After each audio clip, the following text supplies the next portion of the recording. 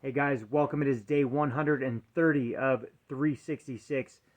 I was outdoors and I was gonna film this at the over on the lake and have a nice, beautiful backdrop today, but it is that time of year and Minnesota decided to be a bitch and it got super windy outside and you couldn't hear anything I was saying. So next best place, my basement with a blank wall. um, Anyway, it is day 130 of 366, and if you are joining for the first time, my name is Dan Quayle, and I'm reading one passage a day, every day for a year and a day from the Daily Stoic by Ryan Holiday. There's lots of good stuff in here, lots of good wisdom from these Stoic philosophers, and I really hope that the teaching of the day will fall in the lap of someone that needs to hear it. So if it's not relevant to you, please pass it on to a friend or a relative that it may do some good for, okay? So day 130.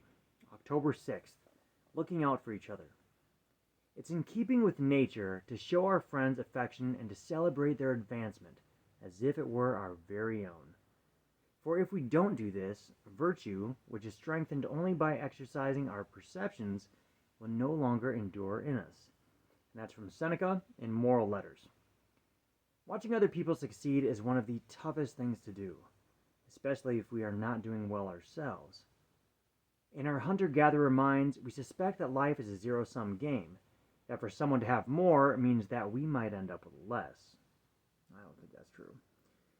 But like all parts of philosophy, empathy and selflessness are a matter of practice. As Seneca observed, it's possible to learn to rejoice in all their successes and be moved by their every failure. This is what a virtuous person does. They teach themselves to actively cheer for other people, even in cases where that might come at their own expense, and to put aside jealousy and possessiveness. You can do that too. You know, one of the good things about if you practice this and you learn to rejoice in all their successes and be moved by their every failure, then you can probably learn from that person, because although luck might be I don't really believe in luck. I think it's a very small percentage of luck. There's many different factors that go into a reason why somebody succeeds or failures in an arena. A lot of the people that succeed really well in athletics or business have really been on the grind and have really put in the work. Everybody that I know that has owned a business or high-level athlete has really busted their ass. Even in the arts, where that can be kind of subjective, let's say you win an Oscar, and maybe they're not even the greatest actor, they have definitely put in some work and some time, either networking and just pounding the pavement and just always being there in that arena.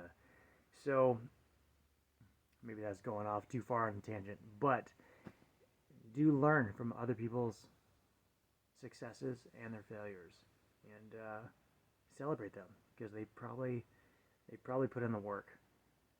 I know growing up,